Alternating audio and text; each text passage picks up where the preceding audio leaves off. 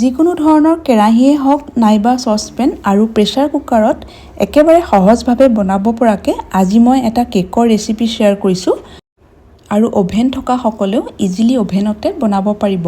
কেকটো মই ষ্টেপ বাই ষ্টেপ পদ্ধতিত আপোনালোকক দেখুৱাই যাবলৈ চেষ্টা কৰিছোঁ।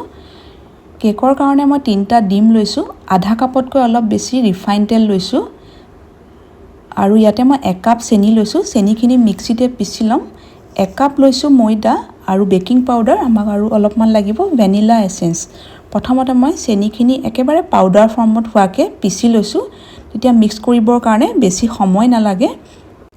আজি কেকটো যিহেতু মই কেৰাহীত বনাই দেখুৱাম, এতিয়া কেৰাহীখন গেছৰ ওপৰত পাতি দিছোঁ আৰু কেক টিনটো ডাইৰেক্ট নাৰাখোঁ, গতিকে ওপৰত ৰাখিবৰ কাৰণে সৰু প্লেট এখন এনেকৈ দি ভালকৈ ঢাকি দিছোঁ। এতিয়া খালীকৈ এনেকৈ 10 মিনিটৰ কাৰণে কেৰাহীখন গৰম হ'ব দিছোঁ আৰু গেছৰ ফ্লেমটো একেবাৰে কমাই ৰাখিছোঁ। ইয়াতে মই ননষ্টিকৰ কেৰাহী লৈছোঁ, আপোনালোকে যিকোনো ধৰণৰ কেৰাহী ল'লেই হ'ব। প্ৰথমতে ডিম 3টা ভাঙি ল'লোঁ আৰু এইকেইটা মিক্স কৰিবৰ কাৰণে এডাল মই এনেকৈ হুইস্ক লৈছোঁ। হুইস্কৰ সলনি এখন অলপ ডাঙৰ চাইজৰ হেতাৰেও ভালকৈ মিক্স কৰিব পাৰে। মই এই হুইস্কডালেই বেছি কমফৰ্টেবল পাওঁ, গতিকে মই যেতিয়া এনেকৈ কেক বনাওঁ তেতিয়া সাধাৰণতে এইডালেই ভালকৈ এনেকৈ মিক্স কৰি লওঁ। এইখিনি খুব ভালদৰে 2 মিনিটমান সময় এনেকৈ মিক্স কৰি লৈছোঁ। এতিয়া যিখিনি চেনি আমি আগতীয়াকৈ পিচি ৰাখিছিলোঁ, চেনিখিনি দিছোঁ। প্ৰথমতে গোটেইখিনি চেনিৰ পাউডাৰ দিয়া নাই, অলপ অলপকৈ চেনি পাউডাৰ দি ভালকৈ মিক্স কৰি লৈছোঁ। এইটো সময়তে কেকৰ বেটাৰটো আমি যিমান ভালদৰে মিক্স কৰি ল'ম, কেকটো সিমানেই ছফ্ট বা স্পঞ্জি হ'ব। এতিয়া ইয়াতে বাকী থকা চেনিৰ গুড়িখিনিও দি ল'লোঁ। আকৌ ভালদৰে গোটেইখিনি মিক্স কৰি লৈছোঁ। চেনি আৰু এই ডিম 3টা মোৰ মিক্স কৰিবৰ কাৰণে প্ৰায় 5 মিনিটমান সময় লাগিলে। ভালদৰে গোটেইখিনি মিক্স কৰি লোৱাৰ পিছত ইয়াতে এতিয়া ৰিফাইন তেলখিনি দিলোঁ। এতিয়া ৰিফাইন তেলখিনি দিয়াৰ পাছতো গোটেইখিনি আকৌ ভালদৰে মিক্স কৰি ল'ম। ইয়াতে এতিয়া মই এচামুচমান হ'ব ভেনিলা এচেঞ্চ দিছোঁ। বেলেগ ধৰণৰ এচেঞ্চো আপোনালোকে ব্যৱহাৰ কৰিব পাৰে বা 2টা বা 3টা ইলাচিৰ বাকলি আঁতৰাই গুড়ি কৰি তেনেকৈও দিব পাৰে। ভালদৰে এয়া গোটেইখিনি মিক্স কৰি ল'লোঁ। মিক্স কৰি লোৱাৰ পিছত ইয়াতে এতিয়া শুকান সামগ্ৰীখিনি যোগ কৰিম। প্ৰথমতে ইয়াতে দিলোঁ 1 কাপ ময়দা, এচামুচ দিছোঁ বেকিং পাউডাৰ। বেকিং পাউডাৰ মই সৰু চামুচেৰে এচামুচ দিছোঁ আৰু অকণমান নিমখ দি গোটেইখিনি ভালকৈ চালি লৈছোঁ। এতিয়া আকৌ এই গোটেইখিনি খুব ভালদৰে লাহে লাহে মিক্স কৰি লৈছোঁ আৰু কেকটো মই যিহেতু এগ দি বনাইছোঁ, যদি আপোনালোকে এগলেছ বনায় তেতিয়া ইয়াতে 3টা ডিমৰ সলনি 1 কাপ গাখীৰ বা 1 কাপ দৈ দিব আৰু যদি দৈ ব্যৱহাৰ কৰে, দৈখিনি যাতে ফ্ৰেছ দৈ হয়, মানে অকণো যাতে টেঙা দৈ নহয়, সেইটো মন কৰিব। আৰু মই কেকৰ বেটাৰখিনি ভালদৰে মিক্স কৰি ল'লোঁ। ইয়াৰ কনচিষ্টেঞ্চিটো বহুত বেছি ডাঠ বা বহুত বেছি পাতলা কৰা নাই আৰু মই যিটো জোখত গোটেই সামগ্ৰীখিনি ব্যৱহাৰ কৰিছোঁ সেইটো জোখেই একেবাৰে পাৰফেক্ট হয়। ইয়াতে আৰু বেলেগকৈ গাখীৰ বা পানী ব্যৱহাৰ কৰিব নালাগে। এনেকৈ অলপমান ওপৰৰ পৰা পেলাই চাব পাৰে, ইয়াৰ কনচিষ্টেঞ্চিটো বহুত বেছি ডাঠ বা পাতলা নহয়। ওপৰৰ পৰা পেলাই দিলে ৰিবনডালৰ নিচিনাকৈ আহিব লাগে। এতিয়া মই কেক টিনটোত প্ৰথমতে অলপমান ৰিফাইন তেল সানি লৈছোঁ খুব ভালদৰে।